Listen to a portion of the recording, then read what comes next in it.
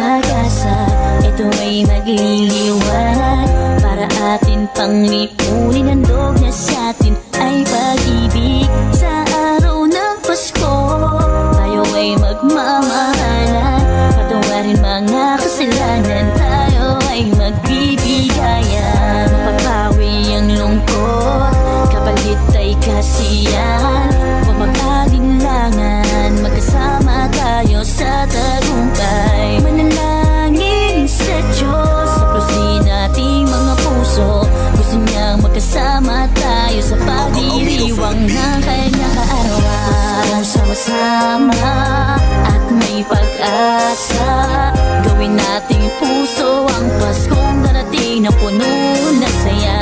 Magdiriwang ng Pasko, salubungin ng may pag-ibig, at magkakaroon ng ilaw sa ating bawat tahanan. Madami ng pagsubok ang pinagdaanan, ang mahalaga patuloy na lumaban. Sanay na tayo sa unos o kahirapan, kasi pag sinabing Pinoy likas sa katapangan. Kung pwede lang hawiin ang madilim na ulap, sabay nating tuklasin ang payapan na bukas. Bumabait ang kahapong lumipas, bawat sakit asahan mong merong lunas. Sabay-sabay nating salubungin diwa ng Kapaskuhan. Bawat tao sa may bahay dapat ay nasisiyahan. Minsan lang naman sa taon to dumaan, kasama ang pamilya sa hapagkainan. Ibang ligaya at saya ang nararamdaman, magbigay-pugay tayo sa kanyang kaarawan. Pasko sama-sama at may pag-asa, gawin nating puso ang Paskong darating na puno ng saya.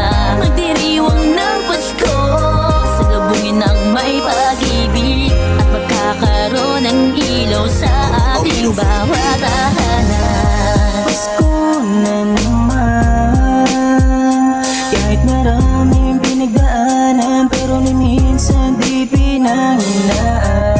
Sa dami-dami man na nangyari, ito masaya pa rin palagi.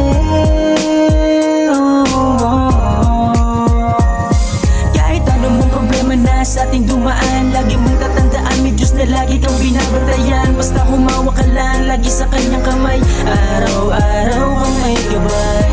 Salamat Panginoon sa panibagong taon.